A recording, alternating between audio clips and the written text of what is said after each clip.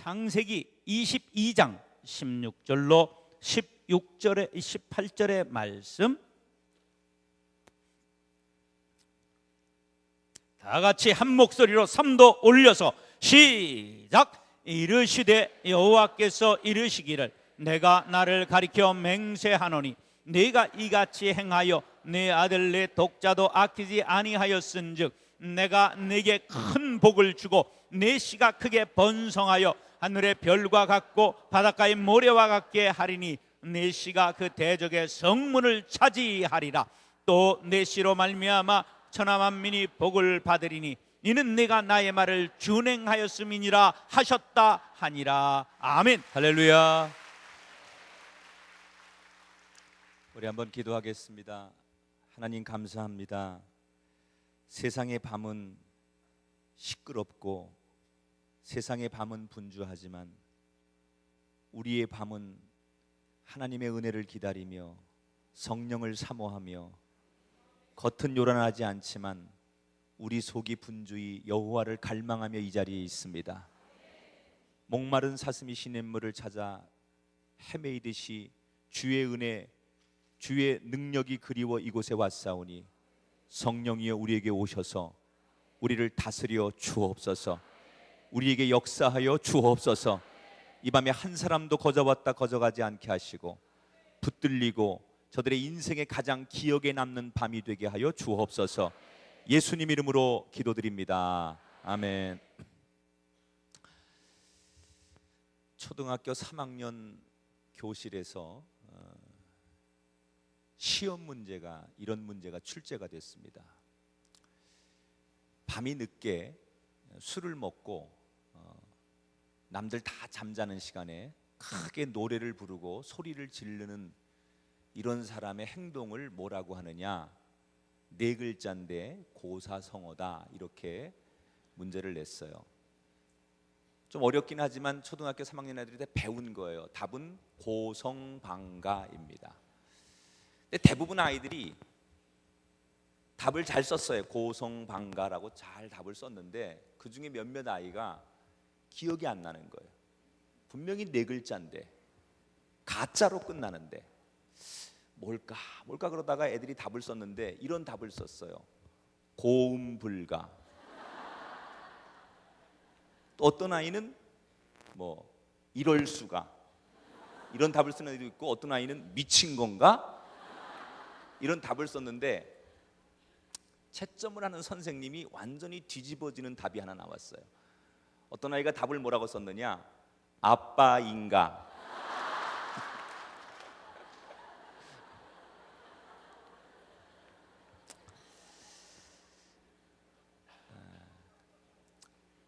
맞는 얘기죠. 그 답도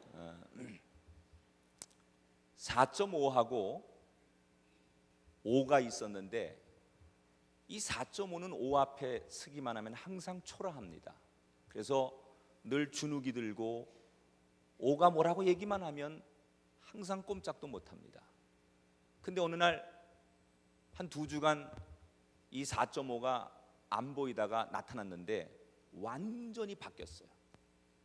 2주 전까지는 5 앞에서 꼼짝도 못하고 그저 막 설설 기고 벌벌 떨던 이 4.5가 2주 만에 나타나가지고 5 앞에서 너무 당당한 거예요. 그리고 무슨 말을 해도 안 들어요. 또 5가 야 임마 너 왜 이렇게 간이 부었어? 너 옛날에 네가 아니야? 그랬더니 4.5가 당당하게 그러더래요. 야 임마 나 점 뺐어.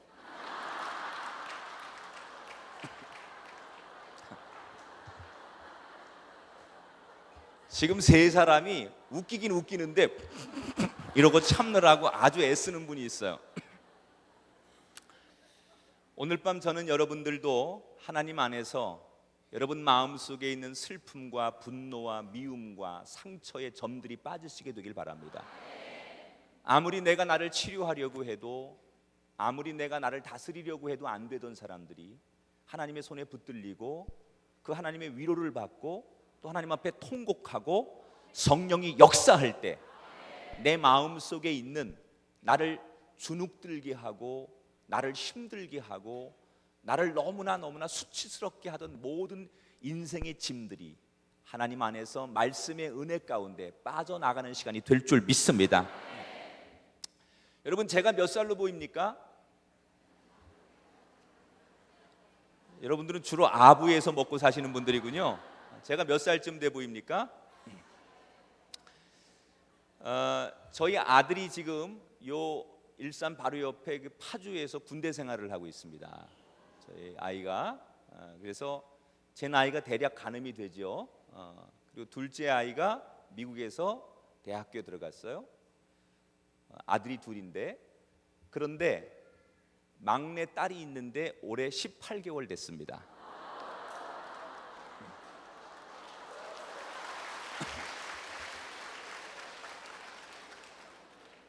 딸을 안 키워본 분들은 말을 하지 말아요. 나도 20년 넘게 속아 살았어요. 아들이 전부인 줄 알았는데 딸을 키우면서 이걸 몰랐구나. 그래서 사람이 다 경험을 해봐야 되는데 막둥이가 18개월이에요. 제가 어제까지 제주도에서 집회를 하고 4일 만에 집에 들어갔더니요, 18개월 된 딸이, 제가 딱 아파트 현관문을 열고 딱 들어가니까는 그대로 표현하죠. 기저귀 찬처럼 나와가지고 아빠 이러는 거 있죠. 이야, 4일 동안 집회하면서 쌓였던 피로가 한순간에 확 사라지는데요. 야, 이거구나, 이거. 이거구나. 늦지 않으셨습니다. 오늘 밤 은혜 받으시고 집에 돌아가시면 심각하게 두 분만의 은밀한 대화가 있으시기 바랍니다. 뭐 저는 이제 이렇게 아이들을 키우면서 부모의 마음을 알지요. 근데 사실 제가 개척을 해서 이 아들 둘을 키울 때는 젊기도 젊었지만 너무 제 사역이 바쁘고 개척해서 정신없다 보니까 아이들을 내가 낳았음에도 불구하고 사실 이 아이들이 어떻게 크는지 별 추억이 없어요. 그냥 뭐 내가 아빠로서 최선을 다한 것 같은데 기억에 남는 게 별로 없어요. 무슨 얘기를 우리 아내가 여보 얘가 뭐 어릴 때 이랬지 그러면 나는 별로 기억이 없어요. 그게 이제 너무 바쁘기도 했고 목회를 하면서 막 거기에 신경 쓰니까 아이들한테 별로 시간을 주지 못했겠죠. 그러나 한 가지는 분명합니다. 아이들이 너무너무 아프거나 힘든 일이 있을 때, 아이들이 너무너무 놀라거나 괴로움을 당할 때, 그때는 다 지금도 기억에 남아요. 근데 이 18개월 된 딸이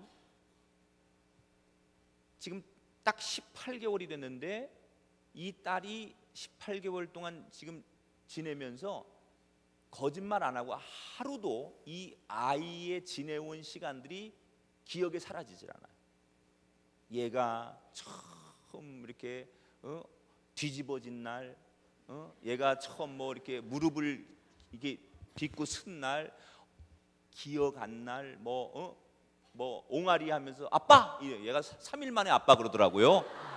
뭐 그런 날, 뭐 하여튼간 다 그런 게 저는 기억에 남고 모든 게 기억에 남아요. 그러니까 부모라고, 근데 저만 그러겠냐는 거예요. 다 보니까 다 그래요. 다 그래요. 다 그렇고 손주를 낳으면 또 그렇게 더 이쁘다며요. 할아버지가 되면. 그래서 아무튼 이 부모들의 마음, 내리사랑 이런 것들을 제가 요즘 경험하고 사는데, 오늘 우리가 읽은 성경에 보면 아브라함이 저만큼이나 행복하게 살던 시절이 있었어요. 그에게 저와 비교할 수 없는 늦둥이 이삭을 얻고, 진짜 그의 노년에 하루가 어떻게 가는지, 1년이 어떻게 가는지 그 시간을 측정할 수 없을 만큼 너무너무 황홀하고 너무너무 행복한 시간과 인생을 살던 아브라함. 그런데 그렇게 행복할 것만 같았던 아브라함에게 그의 인생에 가장 큰 슬픈 사건이 하나 닥칩니다. 아니, 어떻게 말하면 그의 인생에 가장 큰 위기가 찾아옵니다. 어느 날 하나님께서 아브라함에게 엄청난 시험 문제 하나를 내놓으세요. 이건 도대체 아브라함이 어떻게 설명을 할 수, 입이 있어도 어떻게 설명할 수 없을 만큼 너무나 충격적인 시험 문제를 하나님께서 내놓으시는데, 이 문제를 풀지 못하는 한 아브라함의 인생은 절대로 행복할 수 없는 가장 정말 위기를 만나는 순간이 찾아옵니다. 그런데 사실 아브라함이 우리가 알고 있는 믿음의 조상 축복의 사람이 되는 데는 오늘 본문에 너무너무 충격적이고 그의 일생의 가장 슬픈 이 사건의 시험 문제를 그가 극복했기 때문에 축복의 사람이 되는 거지, 오늘의 이 사건이 없었던들 아브라함은 정말로 축복의 사람이 될 수 없었다. 오늘 이 자리에 정말로 나는 내 인생에 있어서 요즘처럼 가장 큰 위기와 시련을 만난 적이 없다. 내가 요즘 사는 게 아니고 내가 어쩌다가 내 인생이 이렇게 추락하고 내가 이런 어려움을 당하고 내가 이런 서러움의 인생을 살아야 될까라고 고민하시는 분이 계시다면 오늘 이야기를 통해서 분명히 하나님이 그런 분들에게 말씀하는 밤이 되기를 주의 이름으로 축원합니다. 제 입을 통해 말씀하지만 하나님이 그런 사람에게 내가 오늘 너에게 주려고 김학중 목사를 세워서 너에게 주는 나의 음성이다, 이렇게 들리게 되기를 주의 이름으로 축원합니다. 자, 아브라함에게 하나님이 던진 그 가장 큰 시험, 슬픈 사건은 어떤 거였느냐? 자, 오늘 본문 22장 2절을 같이 한번 읽어보겠습니다. 자, 성경 있는 분 찾으시고 없는 분 화면을 통해서 같이 읽습니다. 시작. 내 아들 내 사랑하는 독자 이삭을 데리고 모리아 땅으로 가서 내가 내게 일러준 한 산 거기서 그를 번제로 드리라. 자, 아브라함이 지금 하나님으로부터 이 이야기를 들었을 때 아브라함이 엄청난 충격을 받습니다. 어떤 거에 충격을 받았을까요? 한 단어가 아브라함을 완전히 그로키 상태로 몰아갑니다. 그게 뭐예요? 번제라는 단어예요. 번제라는 단어. 번제라는 단어. 여러분, 이 번제라고 하는 제사는 단순한 제사가 아니에요. 제물의 가죽을 다 벗겨냅니다. 그리고 하나 그 각을 떠요. 살을 떠요. 내장을 전부 다 끄집어낸 뒤에 물로 깨끗하게 씻어가지고 그걸 다 말립니다. 그리고 나서 그 제물 전체를 불로 다 태워서 제가 될 때까지 태우는 제사, 그걸 번제라고 해요. 무슨 얘기를 하면 좀 놀래고 그래봐요? 원래 일사는 그래요? 우리 안사는 안 그런데. 저는 어디 가서 내가 이런 얘기하면 좀 사람들이 놀랄 텐데라고 기대하고 얘기했는데 안 놀래면 내가 놀래서 그래요. 그러니까 아브라함이 번제가 뭔 줄 알고 있었기 때문에 이 번제라고 하는 말에 아브라함은 완전히 충격을 받습니다. 여러분, 부모가 뭐예요? 내가 아픈 건 참아도요, 자식이 조금만 아픈 거 참을 수 그거 볼 수 없는 게 부모 아닙니까? 내가 그 고통 다 짊어지면 짊어졌지 내 자식이 조금이라도 고통스러운 걸 볼 수 없는 게 부모의 마음이에요. 그런데 지금 하나님께서 아브라함에게 뭘 요구하십니까? 아버지가, 아비된 네가 직접 아들을 가장 잔인한 방법인 번제물로 드려라. 여러분, 이삭은 아브라함에게 단순한 아들이 아니에요. 말이 아버지지 할아버지 아닙니까? 100세에 낳은 아들인데 그게 뭐 말만 아버지지 할아버지지 할아버지.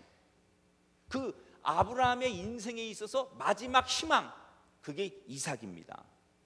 여러분 같으면 어떻게 반응을 보였을 것 같아요?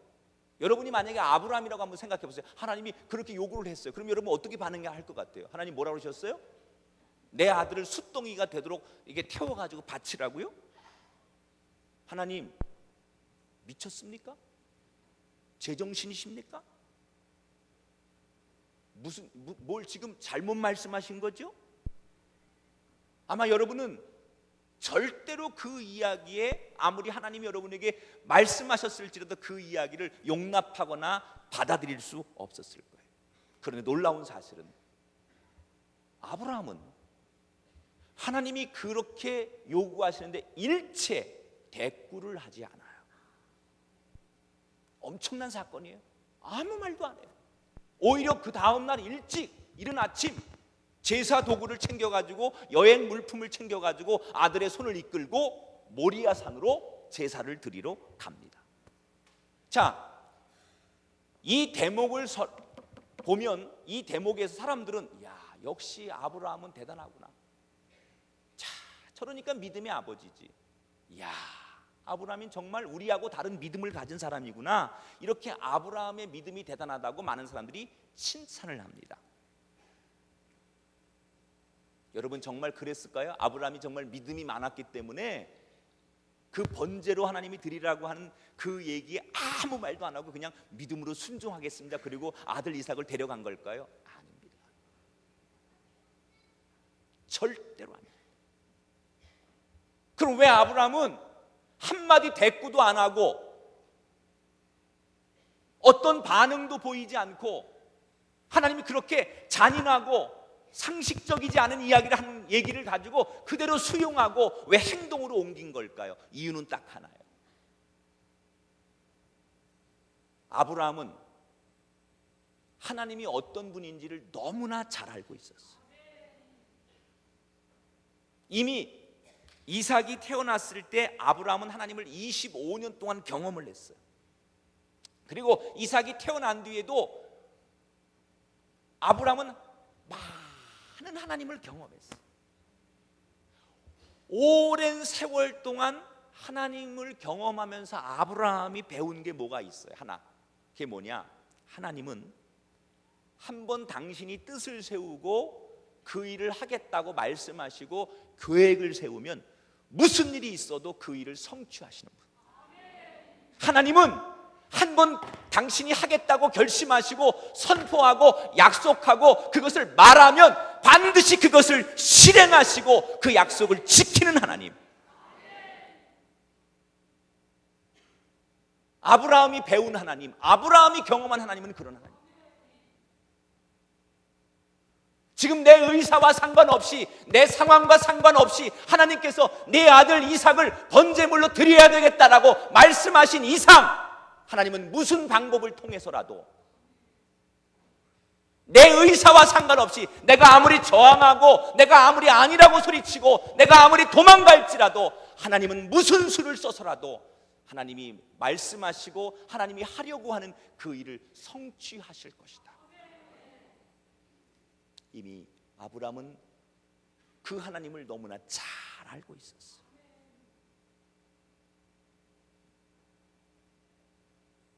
어떻게 아브라함으로서는 그런 하나님을 알았기 때문에 할 방법이 없었어요. 그래서 아브라함은 아무 말도 안 했던 거예요. 정말 순종하는 마음이 있어서 무슨 처음부터 그 무슨 부활 신앙이 있어서 그런 게 아니에요. 그 마음이 너무 착잡하고 진짜 이 꼴 안 보려면 내가 먼저 죽어야 되나 자살을 생각할 만큼 너무나 복잡하고 괴롭고 내가 할 수 있는 일이 뭘까 온갖 방법을 다 짜내면서도 하나님만 생각하면 그분은 절대로 이 뜻을 약속을 거두실 분이 아니라는 사실을 알았기 때문에 아브라함으로서는 방법이 없었어요. 이삭을 데리고 가면서 아브라함은 자기 아내 사라에게 어디에 왜 간다고 얘기하지 않습니다. 지금 자기가 그렇게 너무 고통스럽고 너무 힘든 일을 만났으면서도 아내 사라한테도 얘기 안 하고 의논하지 않고 아들한테도 얘기하지 않고 주변의 친구나 친척들한테도 아무한테도 얘기하지 않고 자기의 종들한테도 아무한테 얘기 안 합니다. 왜 안 했을까요? 얘기해봤자 그 주변 사람들이 아브라함을 어떻게 이렇게 위로해 주기는커녕 이 양반이 미쳤나? 망령 들었나?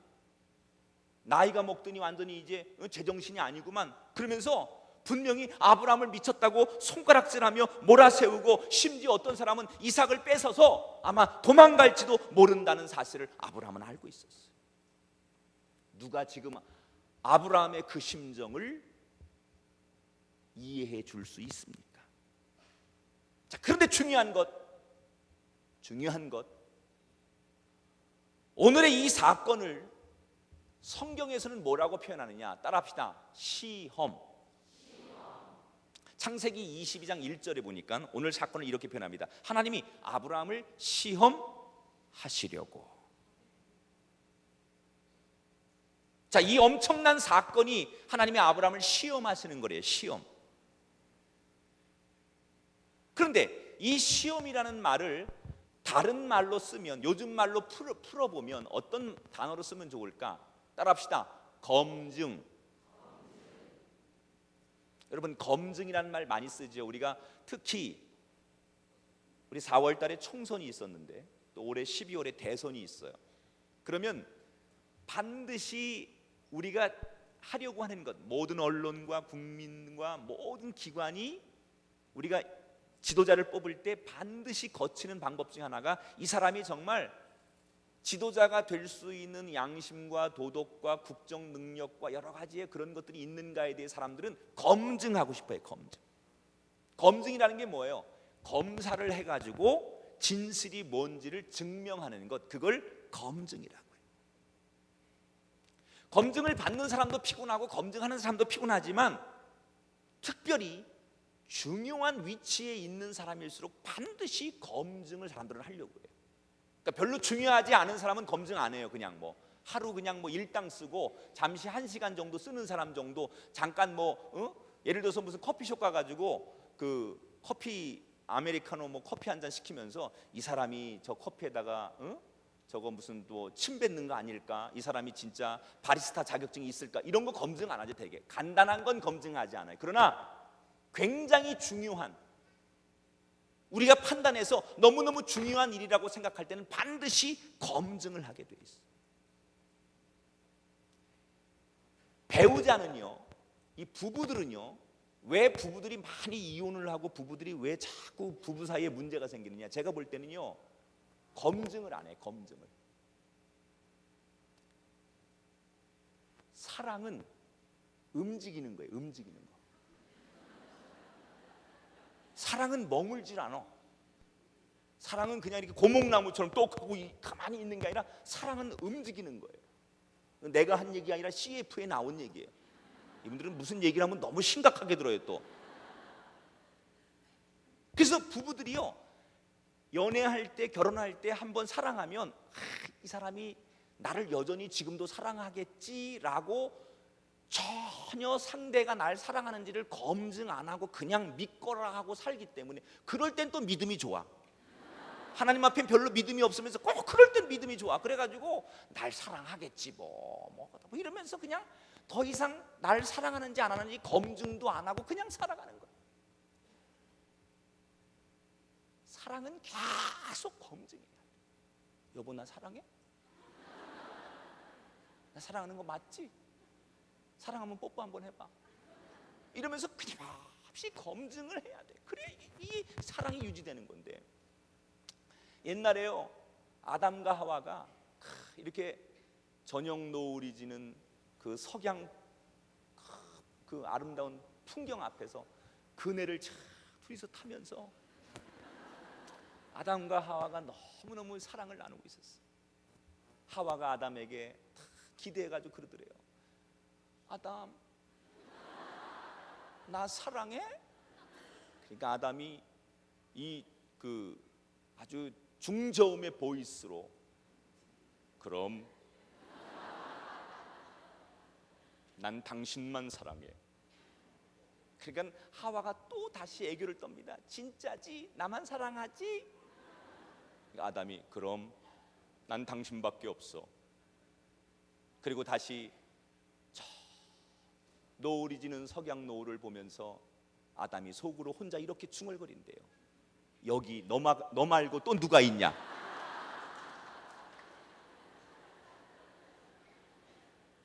우리 옆 사람한테 인사합시다. 저는 당신을 사랑하는지 모르지만 하나님은 분명히 당신을 사랑합니다.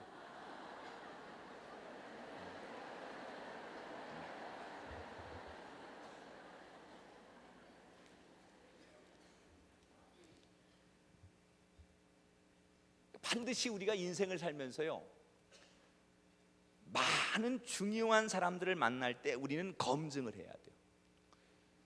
국가나 또 중요한 기업체에 아주 중요한 임원들, 이런 사람들을 뽑을 때 우리 뭐 합니까? 면접을 보는 거 뭐 하는 거예요? 검증하는 거예요. 1차, 2차, 3차 이렇게 면접 보고 뭐 하는 거 다 검증하는 거예요. 보통 우리가 고위공직자들 인사청문회 하죠. 무슨 뭐 헌법재판소 소장이라든지 국무총리, 대법원장, 뭐 검찰총장, 각부 무슨 뭐 장관들, 응? 응?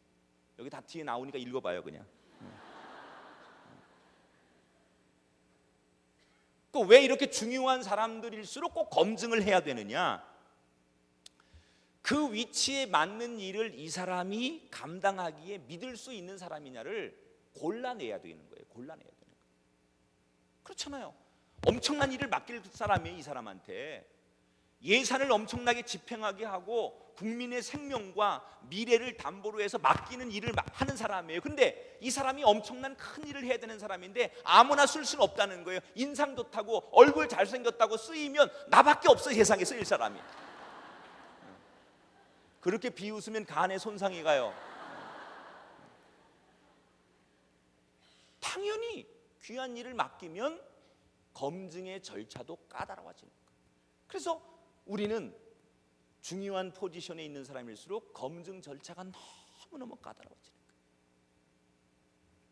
자, 오늘 성경의 이야기를 생각해 보세요. 하나님이 왜 아브라함을 검증하려고 했을까? 지금 하나님이 생각하는 아브라함은 어떤 사람이에요? 가나안이 우리나라 강원도 땅 크기만 해요. 면적이. 하나님이 적어도 아브라함을 생각할 때 아브라함이 그 가나안 정도의 땅덩어리를 차지할 인물로 보지 않았어요. 적어도 하나님의 계획 속에는, 하나님의 의중 속에는 온 세상 민족이, 온 열방이 아브라함을 통해서 복을 받아야 할 하나님과 이 세상을 이어주는 축복의 통로예요. 그러니까 지금 아브라함이 앞으로 맡아야 될 직분이라는 것은 인류 역사를 통틀어서 무엇과도 바꿀 수 없는 너무너무 중요한 직분이라는 거예요. 그러니까 하나님 입장에서는 이 세상에 너무 중요한 직분을 지금 아브라함에게 맡겨야 되는데 이 아브라함이 정말 그 직분을 맡아서 감당할 수 있는 사람인지 하나님은 가혹하리만큼 아브라함에게 검증을 할 수밖에 없었어요. 여러분, 우리 입장에서는 왜 내가 이런 고난을 당해야 되는지, 왜 우리 가정이 이런 어려움을 당해야 되는지, 내가 하나님 앞에 얼마나 그동안 신앙생활도 잘하고 내 나름대로 정말 남들에 비해서 하나님을 두려워하고 내가 열심히 살았다고 생각하는데 나에게 돌아온 하나님의 응답은 왜 이렇게 나를 처절하게 만드시고 나에게 이렇게 시험과 연단을 오랫동안 주시는지 알 수 없는 분들이 계시다면 오늘의 말씀을 잘 연관해 보세요.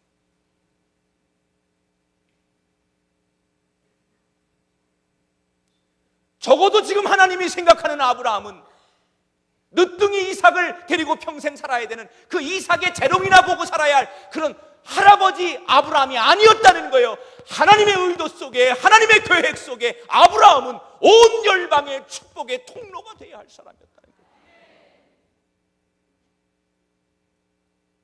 내 생각과 하나님의 생각이 달랐다는 거예요. 오늘 왜 나는 이렇게 힘들어야 됩니까? 라고 물으시는 분이 계십니까? 아마도 하나님은 여러분을 너무나 중요하게, 가치 있게, 여러분의 미래와 여러분의 자손을 더 위대하게 쓰고 싶기 때문에 가혹하리만큼 여러분을 검증하고 싶은지도 모르겠어요. 할렐루야.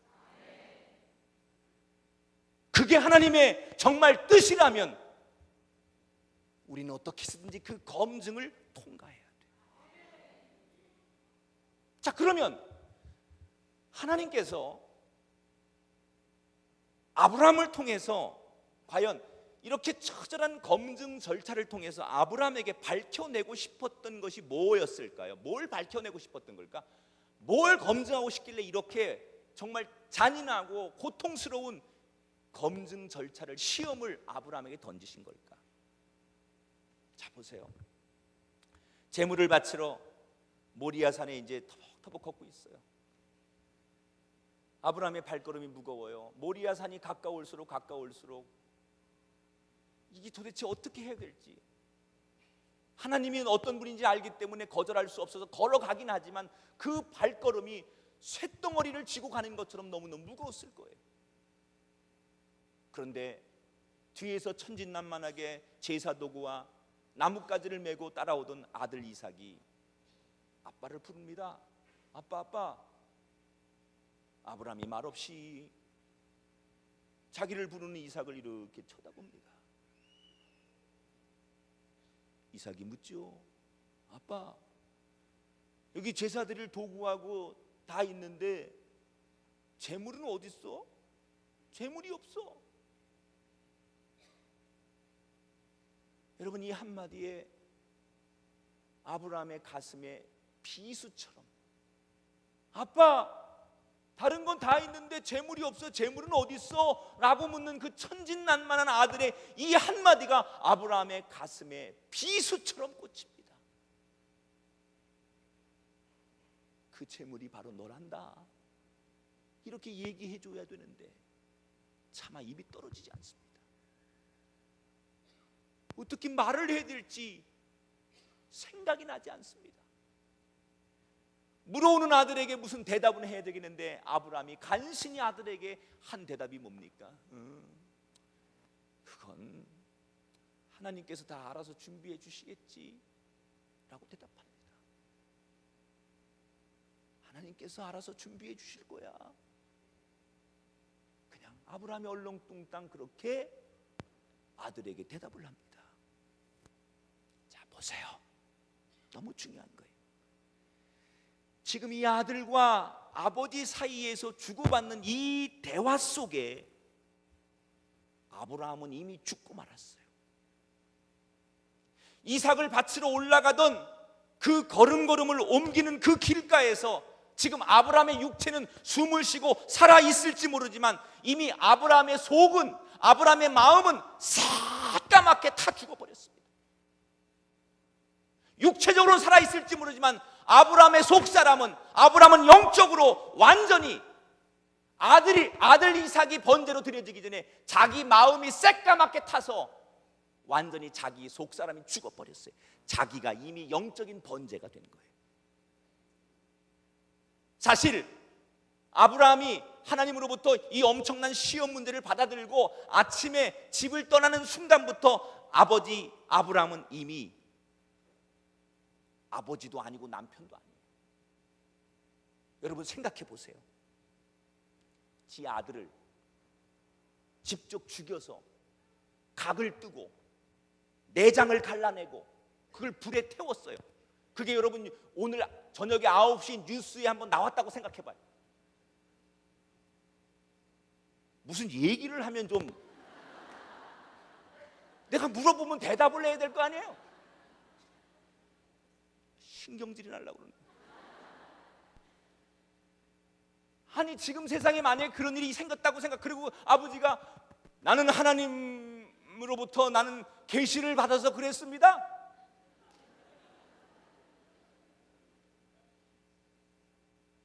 말이 돼요? 말이 안 되죠.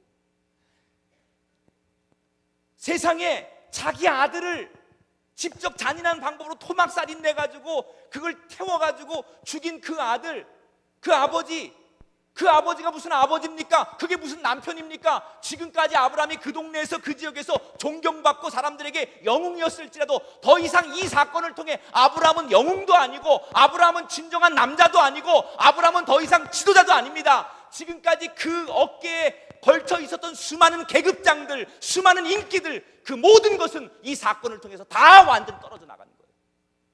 어떻게 아브라함이 얼굴 들고 살아요?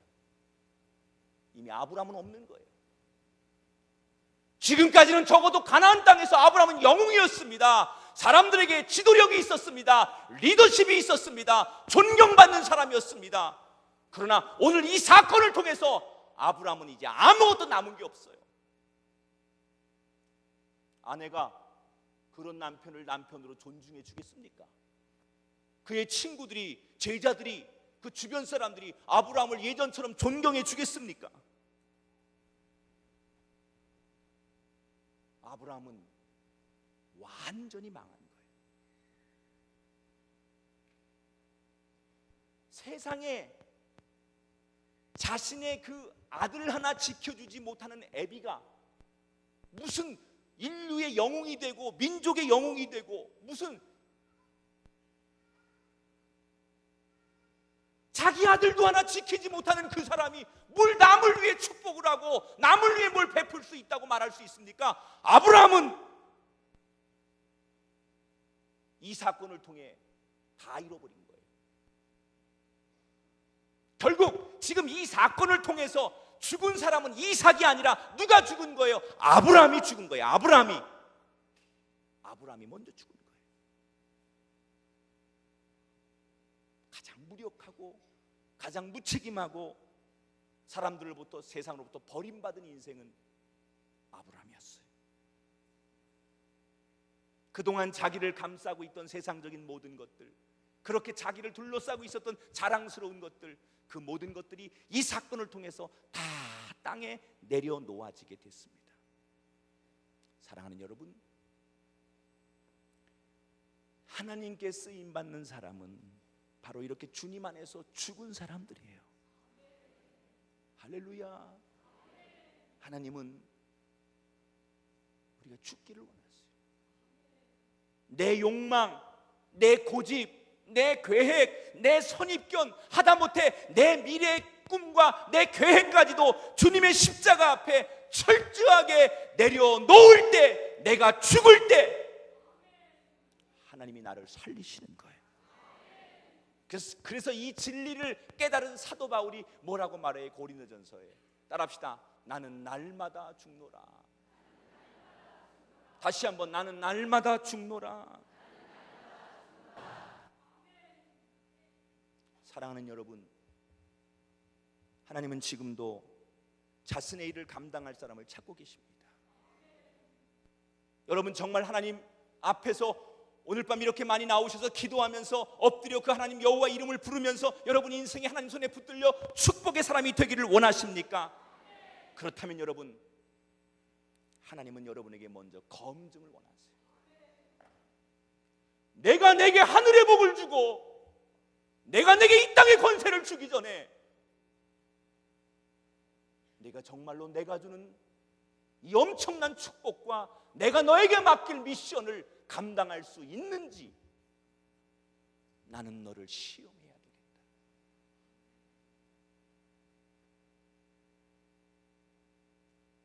왜 우리 가정이, 왜 내 인생이, 왜 내 노년이,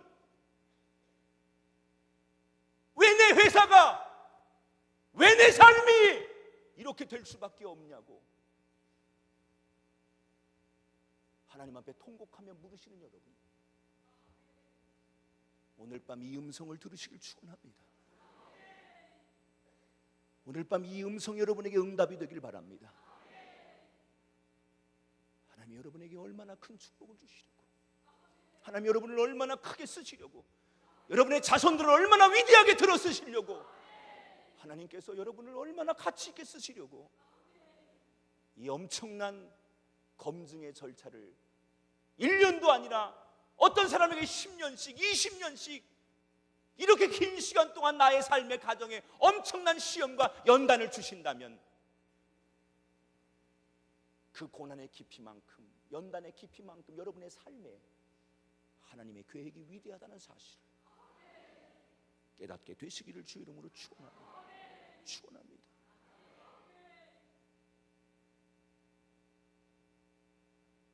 우리 정성진 목사님도 교회를 잘 개척하셔서 이렇게 아름다운 사역을 하시지요. 저도 교회를 개척했습니다. 저는 부모님이 예수를 믿지 않았기 때문에 중학교 1학년 때 우연히 친구를 따라 교회를 나갔는데 너무 인기가 좋아서 그 웃음은 건강에 도움이 안 된다니까요. 웃어도 이렇게 웃는 건 황수관 박사한테 배웠어요. 그건 아주 간에 치명적이래요. 친구 따라 교회를 나갔는데 교회가 꽤 큰 교회였어요. 학생들이 많이 모였어요. 저희 때는 학생들이 토요일날 예배를 드렸는데 학생부 모임에 가니까 그렇게 학생들이 많아요. 이미 그 교회에서 태어나서 그 교회에서 자라고 부모님 때부터 그 교회 다니는 아이들도 많아요. 그 교회. 근데 제가 교회를 나갔는데 얼마 안 돼가지고 중등부 회장이 됐어요.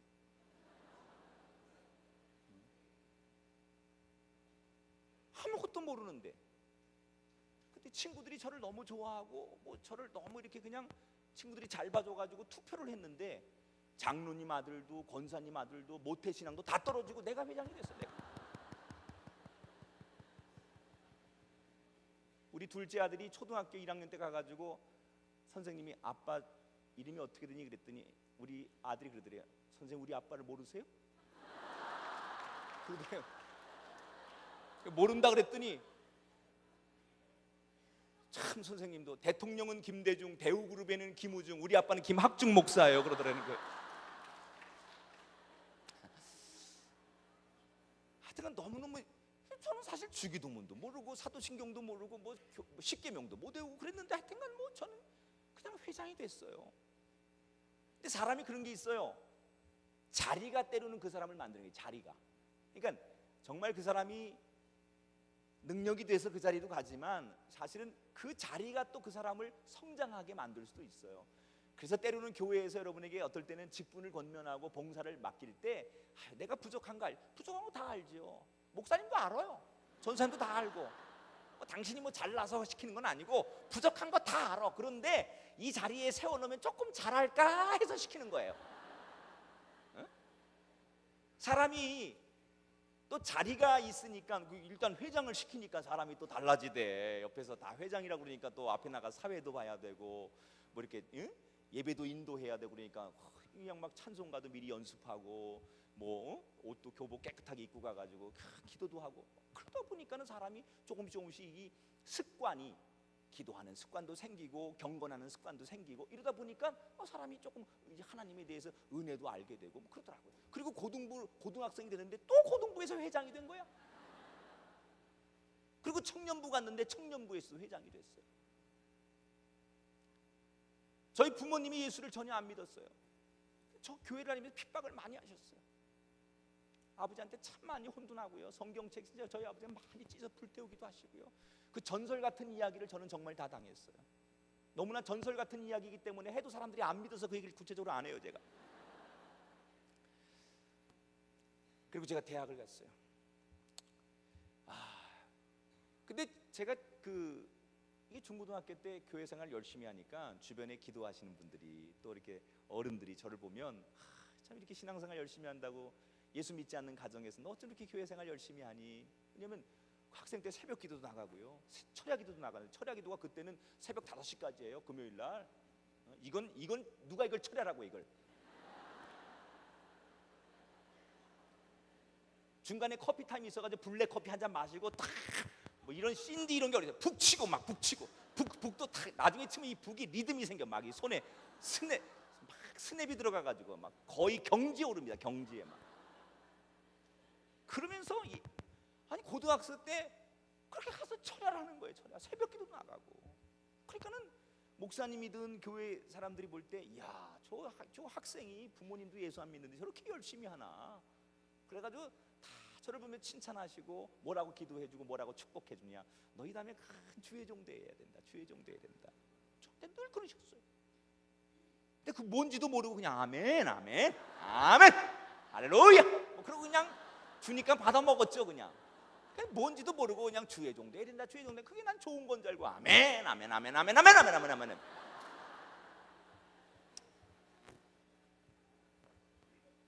그리고 제가 군대를 가서 가만히 생각해 보니까 그게 우연이 아닌 거예요. 하나님의 콜링이에요. 그게 하나님이 나를 부르시는 거예요. 그러나 인간적으로 갈등이 되죠. 하나님은 그렇게 말씀하셔도 사람이 인생이랑 현실은 또 다르잖아요. 그죠? 우리가 딜레마가 그거 아니에요. 교회 와서 말씀 들을 때 말씀은 그렇게 하세요. 하나님 말씀은 그런데 막상 문 밖에 나가서 현실을 딱 마주하면 현실은 또 그게 아니야. 갈등하죠. 결국 하나님이 이기시더라고요. 그래서 할 수 없이 저는 정말 하나님의 의도하신 대로 신학을 다시 공부하게 돼요. 제가 감리교를 다녔기 때문에 감리교 신학대학을 입학합니다. 그리고 신학생 시절에 제가 한 교회에서 6년 동안 교회를 열심히 섬겼어요.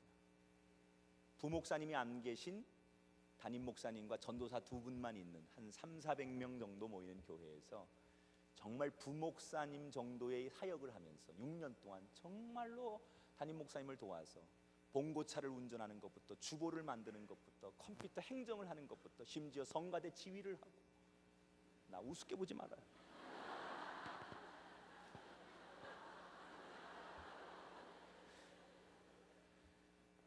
다 한 거야. 다 목사님 안 계시면 새벽 기도도 하고 수요 설교도 하고 학생부도 하고 다 해봤어요. 그때 이미 담임 목회를 다 해본 거죠. 그리고 개척을 갔어요.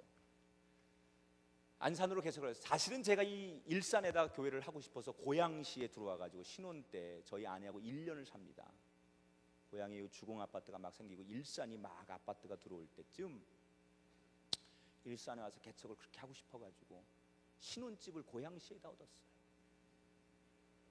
그렇게 됐으면 정성진 목사님 만나고 어떻게 됐을까?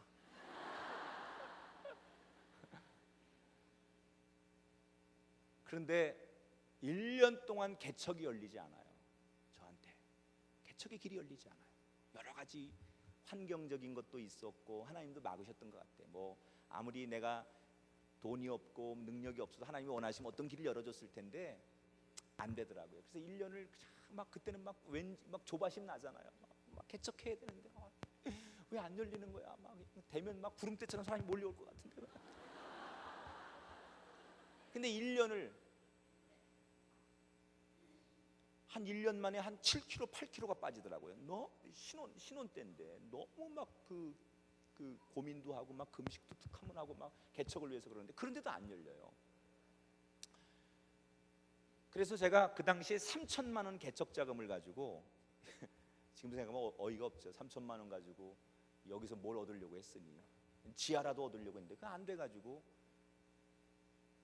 이렇게 계속 이제 여기서부터 이제 이렇게 가는 거예요. 뭐 이렇게 부천, 인천, 뭐 이렇게 안양 가다 보니까 안 산다 그러면 사는 안산까지 갔어요. 거기 가니까 어떻게 그것도 물론 거기서 개척을 할 수 있는 조건이 안 되는데 그거 가지고 하나님이 개척의 길을 열어주셔가지고 지하 4 이제 아들이 태어나서 큰 아이 데리고서 개척을 시작했어요. 근데 저는요 아까도 말씀드렸지만 이미 신학생 때부터 제가 군대를 갔다 와서 신학을 했으니까 신학생 때부터 제법 철이 들고 한 거고 내가 이렇게 생각을 하고 기도해서 한 거기 때문에 시행착오 없이 그냥 한 길을 쭉 갔고 그리고 이미 여러 가지 임상을 경험했어요. 그리고 저는 제 스스로 내가 알잖아요. 이렇게 씨름 선수들이 삿바 딱 잡아보면 상대를 알고 이렇게 딱 탁구 선수들이 눈빛만 보고 권투 선수들이 딱 링 위에 올라가면 아 내가 어느 정도 하겠구나 이거 안다고요. 그런 것처럼 나도 내가 목회를 하면 일단 정성진 목사님만큼은 안 돼도 조금은 내가 그 비슷하게 할 수 있을 것 같다라는 생각이 그때는 안 들었었어요. 근데 하여튼 잘 될 것 같았어요. 나 정도면 잘 되겠지. 왜냐면요 제가 중고등학교 때 웅변을 했습니다, 여러분. 근데 보통 웅변을 한 게 아니라 제가 웅변을 하면 거의 상을 독식했어요.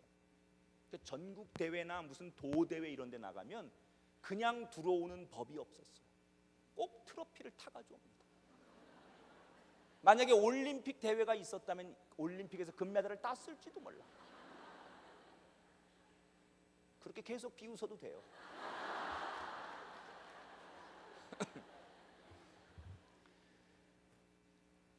여러분 사람이 그렇잖아요. 사람이 딱 사람을 만났을 때 이미지가 중요한데 사람의 그 겉모습도 중요하지만 이 보이스 참 중요한 거예요. 사람이라는 게 이 목소리가 신뢰감을 주고 안정감을 주고 또 목소리가 사실은 굉장히 많은 것을 좌우하죠. 여러분 오늘 갑자기 지금 만약에 내가 여기 처음 왔는데 오늘 목사님 저를 딱 소개하고 내가 여러분 앞에 서가지고 첫 목소리가 할렐루야 만약에 이랬다고 생각해봐요. 산통 다 깨지는 거죠.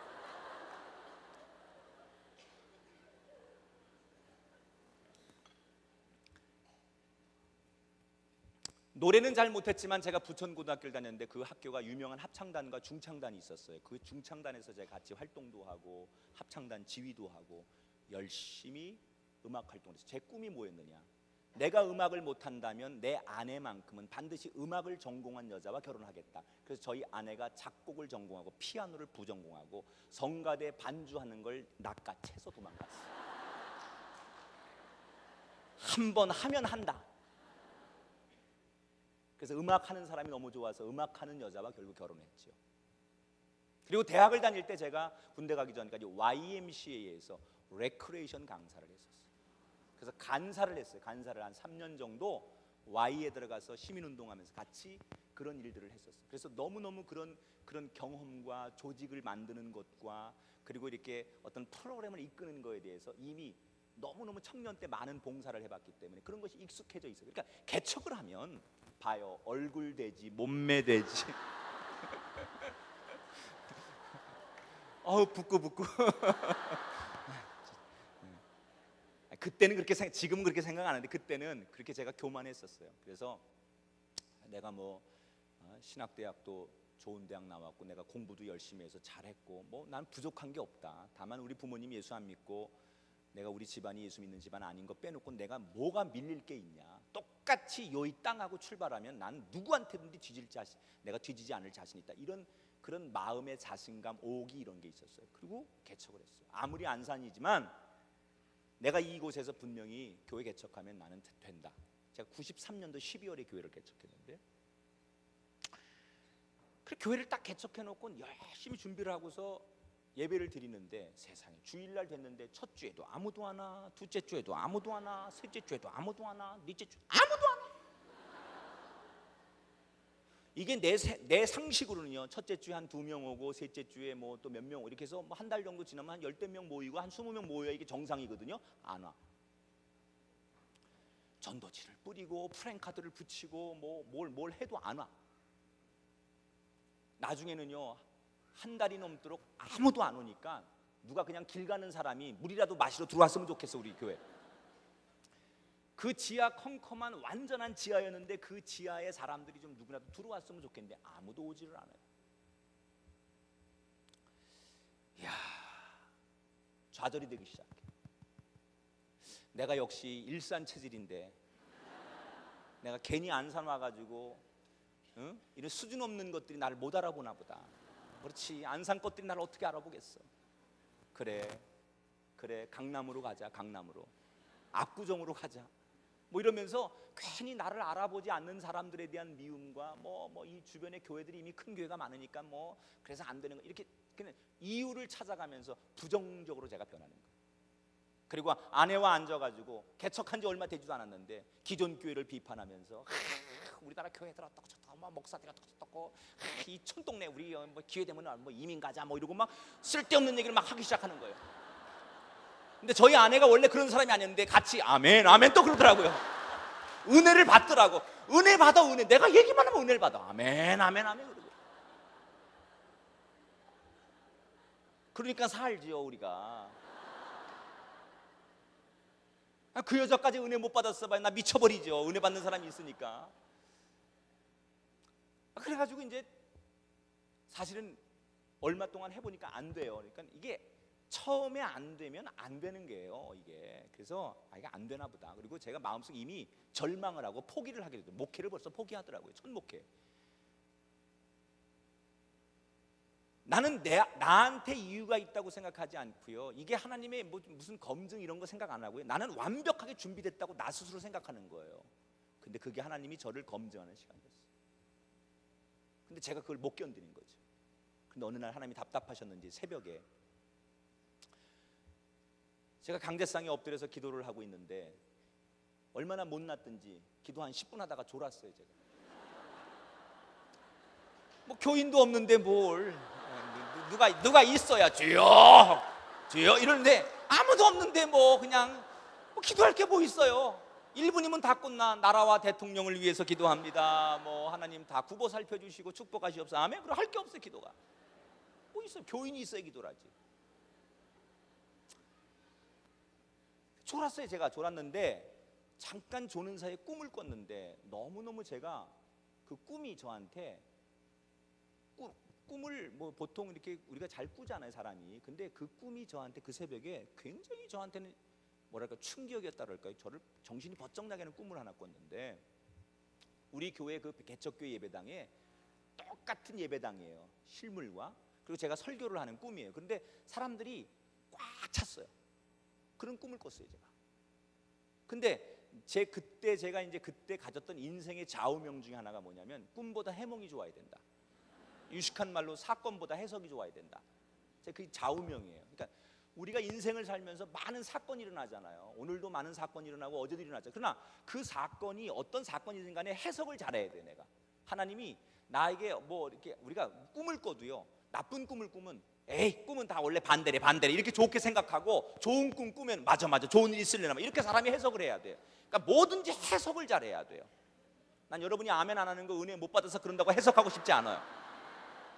우리 굉장히 점잖아서 아멘을 속으로 지금 막 우랑차게 하고 있는 거예요. 그죠? 난 그렇게 해석하고 싶어요.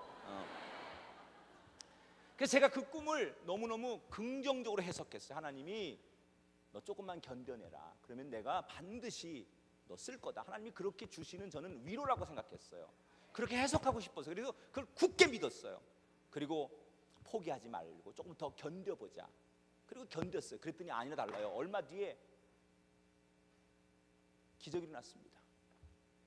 예배를 주일날 드리는데 저 예배당 문이 열립니다. 아멘이 빨라요. 좀 이따 해요. 왜냐하면 들어보면 알아요. 누가 들어오긴 들어오는데 문을 딱 열고 목만 들어와요, 이렇게. 그리고 이렇게 쳐다보는 거예요.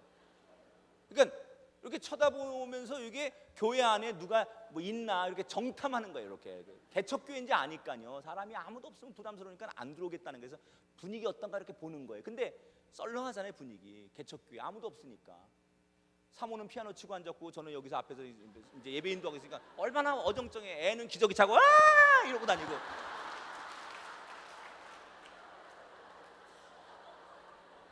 바나나 물고 아빠 할렐루야 뭐 이러고. 자식이 아니야 그때는.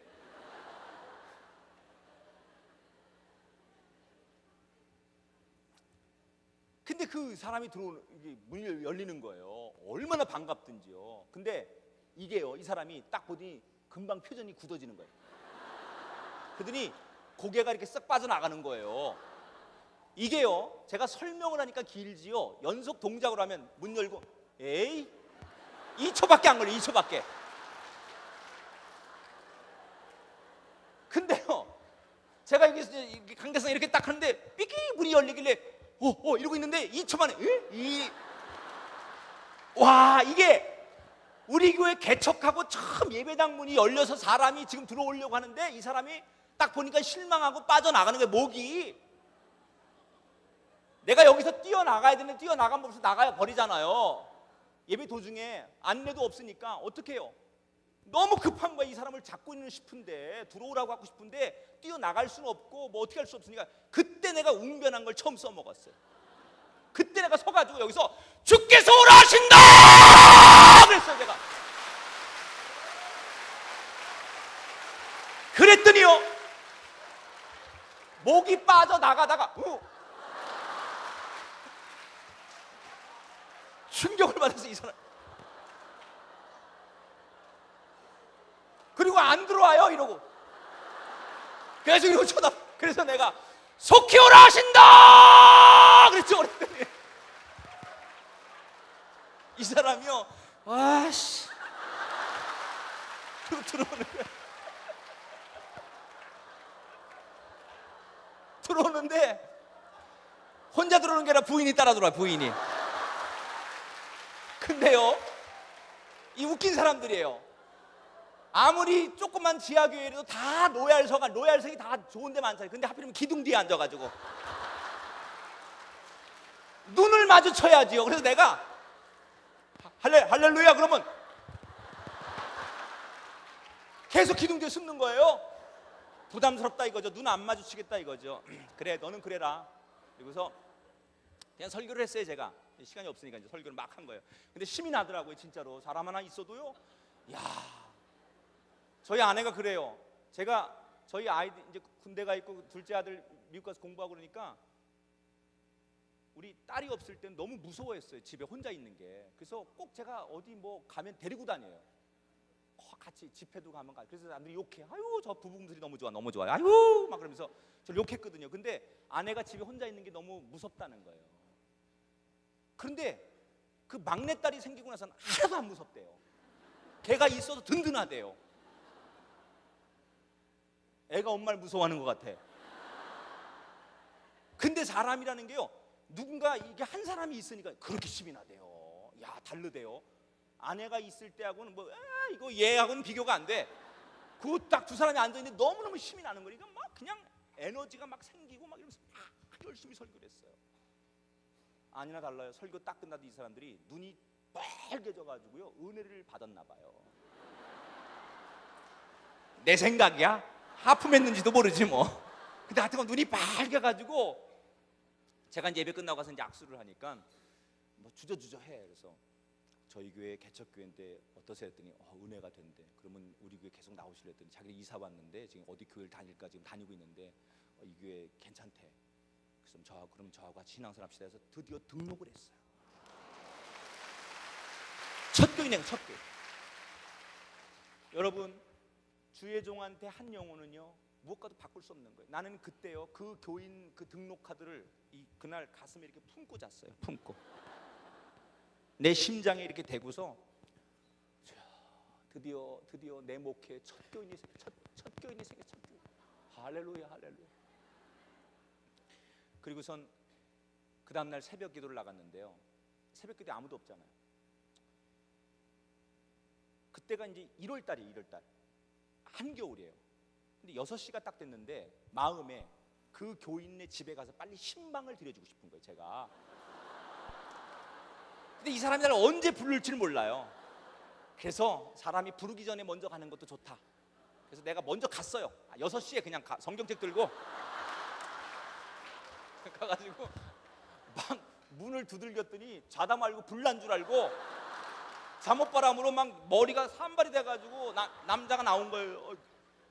웬일이세요? 그래서 신방 왔다고 그랬더니 아니 무슨 신방을 이렇게 초청도 안 했는데 오냐. 그래서 우리 교회는 원래 이렇다고.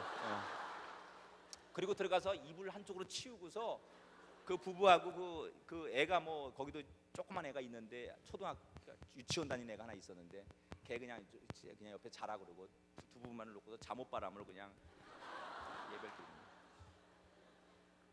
그게 그냥 내 마음이죠. 그렇게 하고 싶은 거죠. 그냥 그게 무슨 뭐 형식 절차 이런 거 없이 진짜 막 불타는 마음, 내가 막 축복해주고 싶은 마음 이런 게 있는 거예요. 너무 좋은 거예요. 그래서 가서 막 예배 드리고 막 그냥 눈물로 기도하고. 근데 나 혼자만 울어요. 그 사람들은 안 울어요. 그러니까 분명히 어저께 그 사람들은 하품한 거 맞아요.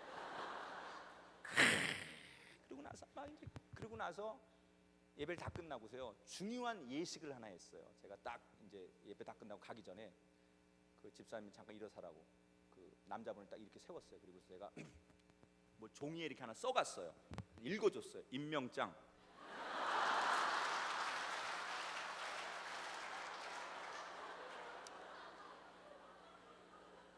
귀하를 우리 교회 제1대 재정부장으로 임명함. 그랬더니 이 사람이 에이 뭐 교인도 없는데 재정부장이니. 그러면 목회자가 재정부입니까? 뭐, 목회자는 목회해야지 재정 같은 건 평신도 가는 겁니다. 국가가 상권 분립이 있듯이 교회도 분립이 돼야 됩니다. 목사가 이런 거 하면 안 됩니다. 목회자가. 그래서 하라고 그랬더니 자기 못한대 이런 거. 개척교회 이런 거 왜 필요하냐. 막 부정적이야. 그래서 그래서 하고라고 던져놓고 왔어요. 그랬더니 그 다음 주에 이분이 교회로 와가지고 저한테 뭘 하나 내놔요. 교회 와가지고 이거 좀 보세요. 그래서 뭘 줘. 그래서 이게 뭐예요? 그래서 봉투를 열어봤더니 1년 예산표를 짜왔어요.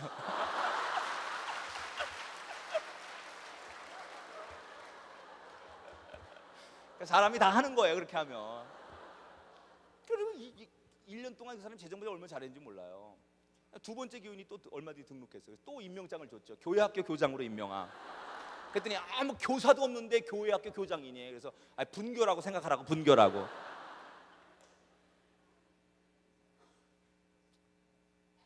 근데요, 그게 저를 목사 만드는 과정이더라고요. 하나님 보시는 거예요. 내가 처음부터 내가 생각하는 목회, 내가 계획한 목회, 내가 하고 싶었던 목회, 내 수준에 맞는 사람들 만나는 거, 그게 내 계획이었어요. 적어도 얼굴은 나 정도 이상 생겨야 되고, 거의 조인성급 정도만 와야죠, 교회가. 나빠. 그게 내 생각이라. 그런데 하나님은 저를 검증하는 거예요. 제가 깨지고 부서지고 그런 사람들하고 목회하면서 얼마나 많은 어려운 일이 있었겠어요. 툭하면 시험 들고, 툭하면 안 나오고, 툭하면 뭐 때문에 뭐 하고, 별 5만 가지 일들이 목회하면서 다 생기는 거예요. 내가 상상도 할 수 없는 일들이 교회 목회하면서 온갖 일들이 다 일어나는 거예요. 다 말할 수가 없어요. 제가 시간이 없어서. 엄청난 사건들이 교회 목회하면서, 그냥 내가 생각하고 내가 계획하고 내가 알고 있는 목회하고는 완전히 다른 바닥으로 저를 넣는 거예요. 별일을 다 당합니다. 왜 저라고 중간에 이거 내 길이 아닌가 보다. 이런 것을 평생 해야 된다면 나는 그냥 하나님은 믿겠지만 내가 목회는 못하겠다.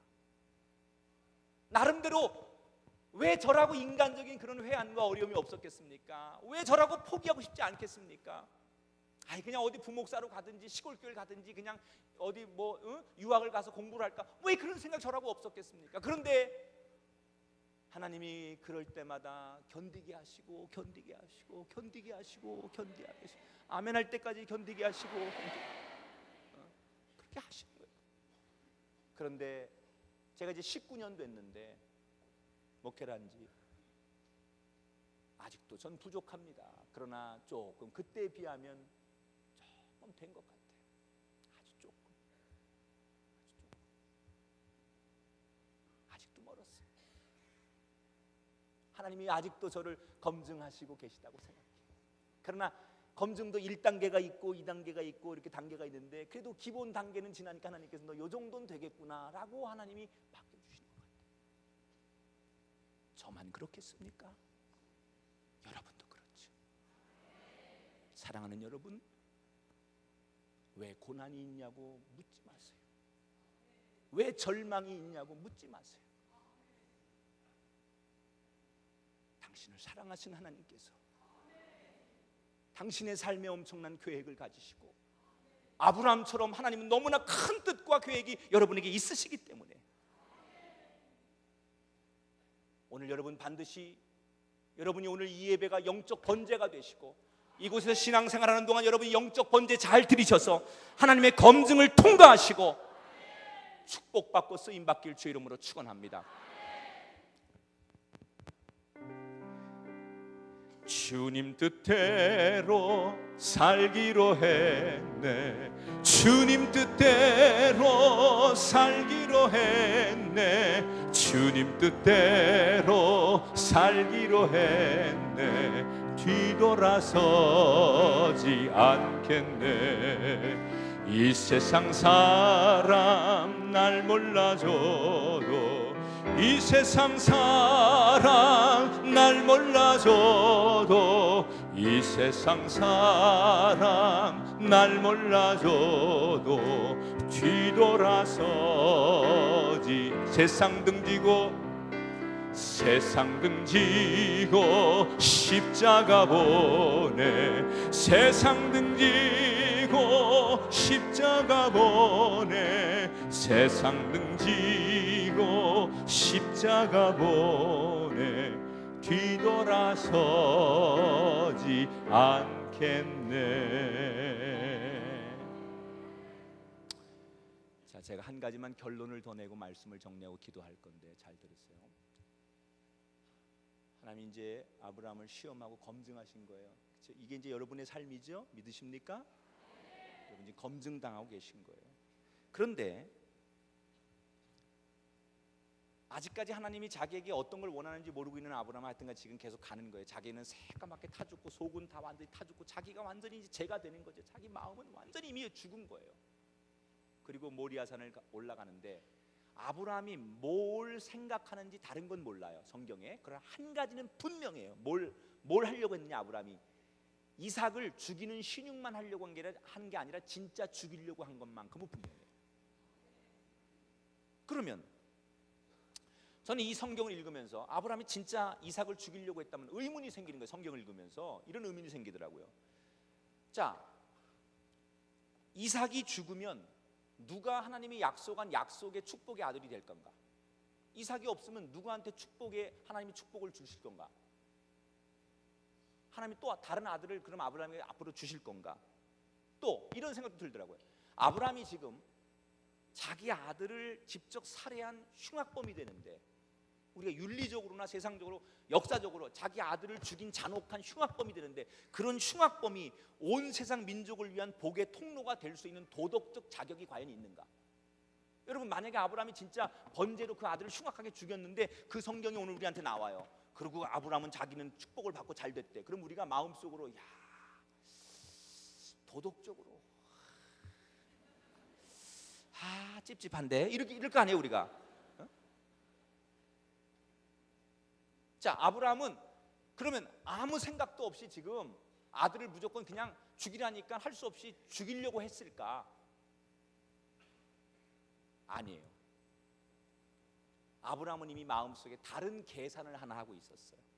근데 그 계산이 우리가 생각하는 그 보편적 생각을 훨씬 뛰어넘는 굉장한 생각을 하고 있었어요. 자, 지금까지 하나님께서 아브라함에게 약속하신 게 두 가지예요. 내가 하늘의 별과 땅의 모래알처럼 너와 내 자손에게 복을 주리라. 자손의 복을 주리라. 땅의 복을 주실 것이다. 그런데 그 엄청난 복을 누구를 통해 주신다 그랬어요? 네 아들 이삭을 통해서 이루어 줄 거다라고 약속하셨어요. 하나님이 이렇게 두 가지 약속을 계속 하셨거든요, 아브라함에게. 그런데 오늘 성경에 하나님 결정적인 사건을 주신 거예요. 그게 뭐예요? 네 아들을 죽여서 번제로 드리라는 거예요.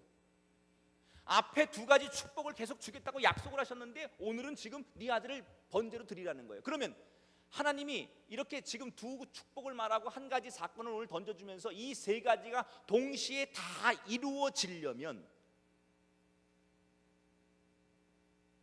하나님이 말씀하신 것을 다 이 세 가지를 한꺼번에 다 이루어내려면 방법은 딱 하나예요.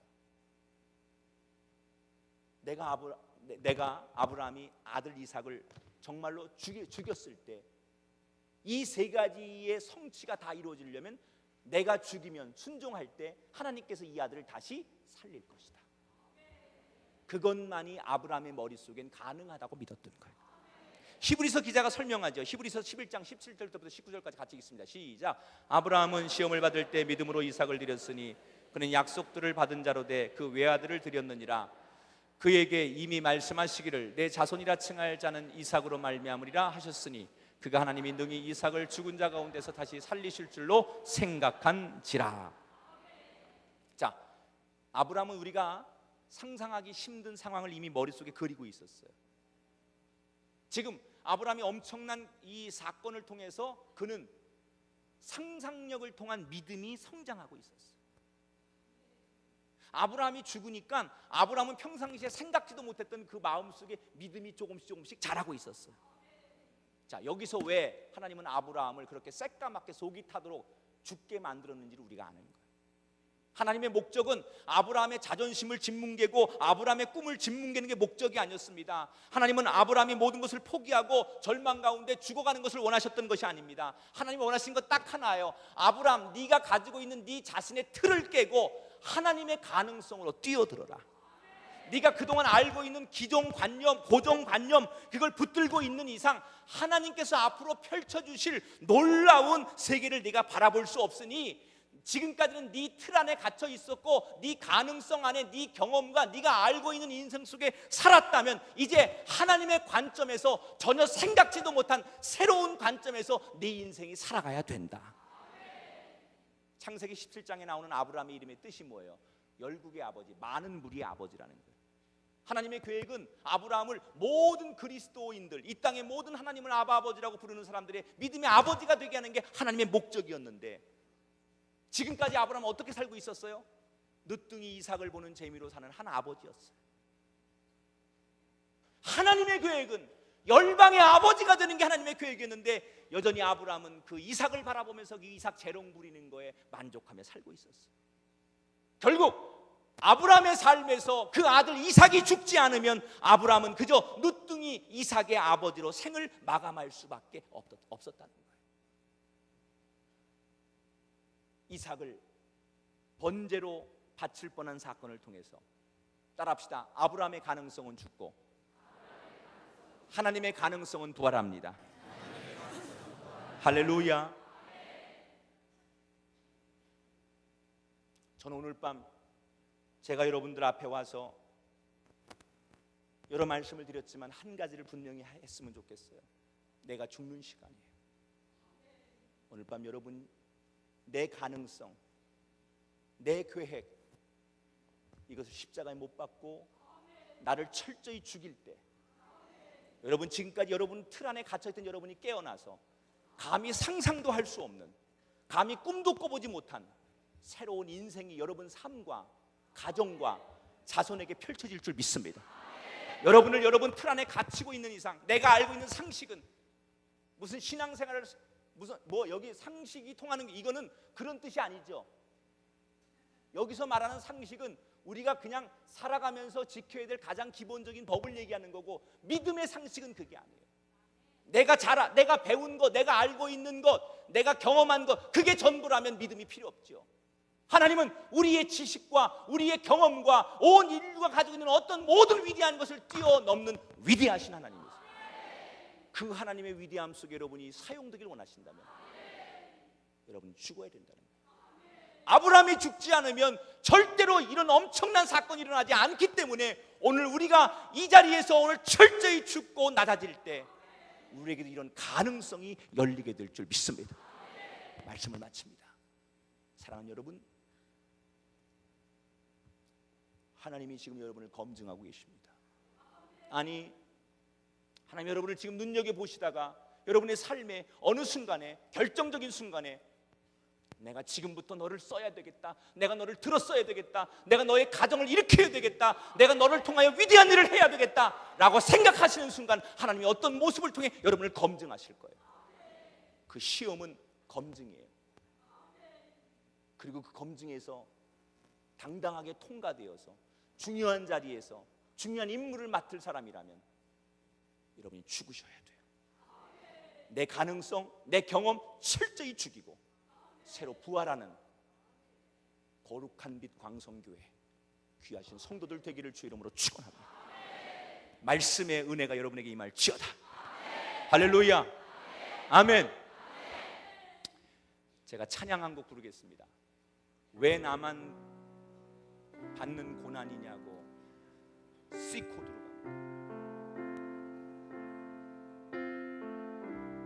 찬양을 잘 들으시면서 이게 기도가 됐으면 좋겠어요. 그리고 여러분 마음속에 있는 걱정들, 염려들 다 이 시간 내려놓으세요. 우리 손에 뭔가를 쥐고 있으면서 이 손을 놓지 않으면서, 이걸 정리하지 않으면서 여전히 하나님 앞에 뭘 주세요 주세요라고 얘기하는 게 여러분 모순 아닙니까? 여러분, 하나님이 내게 임하길 원하고 성령이 내게 임하길 원한다면 여러분 속에 있는 걸 다 내려놓으셔야 돼요. 비워야 돼요. 오늘 찬양 같이 고백하고 제가 한 곡 부를 때 여러분 다 비우세요. 비우시고 하나님 오늘 내 안에서 자유롭게 마음껏 역사하시옵소서. 우리 그렇게 사모하며 이 찬양을 우리 기도하는 마음으로 같이 고백합니다. 왜 나만 겪는 고난이냐고 불평하지 마세요. 고난의 뒤편에 있는 주님이 주실 축복 미리 보면서 감사하세요. 너무 견디기 힘든 지금 이 순간에도 주님이 일하고 계시잖아요. 남들은 지쳐 앉아 있을지라도 당신만은 일어서세 힘을 내세요 힘을 내세요 힘을 내세요 주님이 손잡고 계시잖아요 주님이 나와 함께함을 믿는다면 어떤 역경도 이길 수 있잖아요 왜 이런 슬픔 왜 이런 슬픔 찾아왔는지 원망하지 마세요 당신이 잃은 것보다 주님께 받은 은혜 더욱 많음에 감사하세요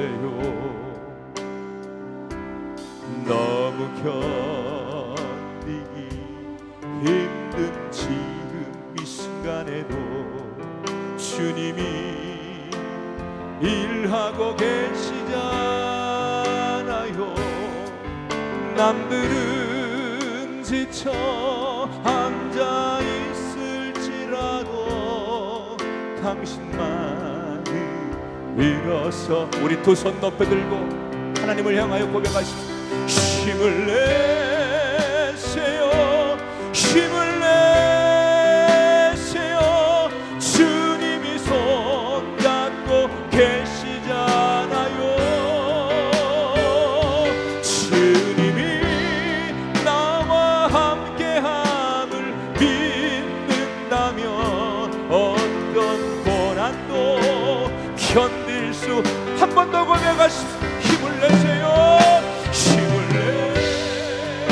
힘을 내세요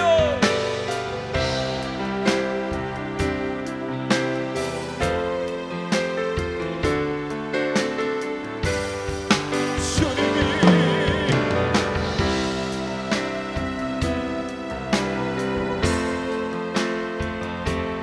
어떤 고난도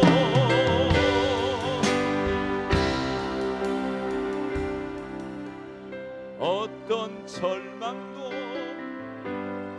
어떤 실패도 어떤 서름도 어떤 비난도 어떤 상처도 어떤 염려도 어떤 조롱도 견딜 수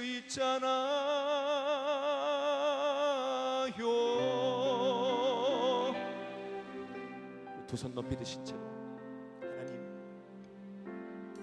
이 말씀이 나의 말씀 되게 하소서 이 말씀이 나를 살리는 말씀 우리 가정에 살리는 말씀 나 믿음 없이 왔지만 오늘 우연히 이 자리에 왔지만 이 말씀으로 붙들리게 하시고 나를 검증하시고 나를 시험하신 하나님 그런 엄청난 뜻이 있음을 내가 오늘 밤 깨닫고 견뎌내게 하옵소서 이겨내게 하옵소서 내 남편 우리 가정 우리 자식들 이기게 하여 주옵소서 지금 어려움 당하고 절망하고 죽어가는 사람들 이 진리를 깨닫고 일어나게 하시옵소서 오늘 밤 이 말씀 앞에 붙들리길 원합니다 주여 이 말씀이 내 말씀 되게 하옵소서 주여 한번 부르고 통성으로 기도합니다 주여 하나님 역사하시옵소서 믿음으로 역사하시옵소서 온전함으로 역사하시옵소서 할렐루야 위대하신 하나님을 찬양합니다 위대하신 하나님을 주님만을 찬양합니다 주님만을 찬양합니다 위대하신 하나님 위대하신 하나님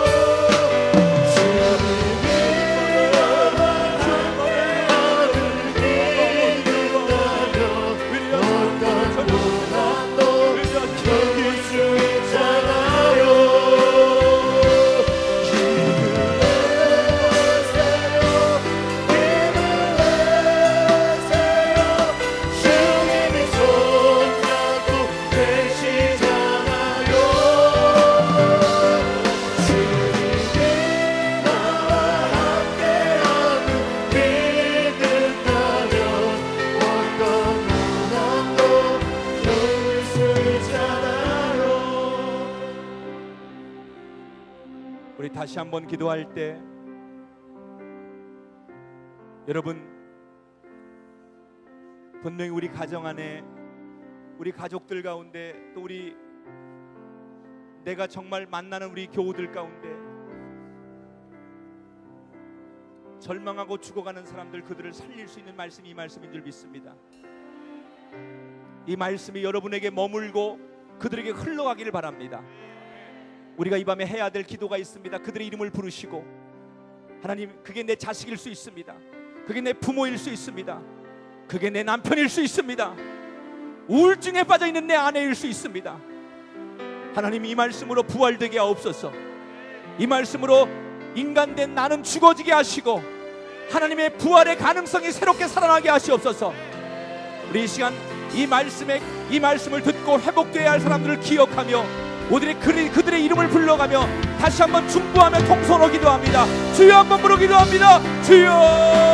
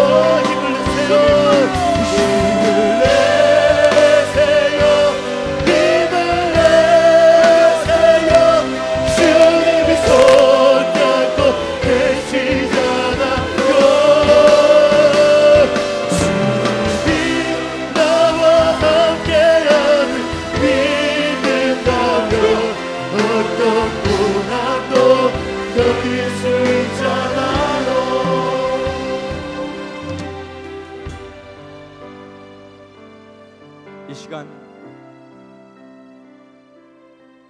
이 밤에 이곳에 놀라운 성령의 역사 일어나고 있습니다. 믿으십니까? 성령께서 여러분을 만지고 계십니다. 혹시 자신의 몸에 질병이 있는 분들, 믿음으로 성령께서 내 아픈 곳을 어루만지셔서 치유해 주길 원하시는 분, 아픈 곳에 손을 대십시오. 그리고 오늘 내게 가득한 영이 임하기를 원하시는 분, 자기의 머리에 손을 얹으십시오.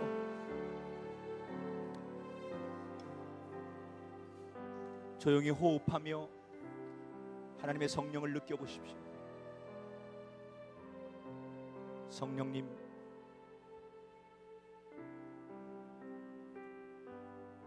바람처럼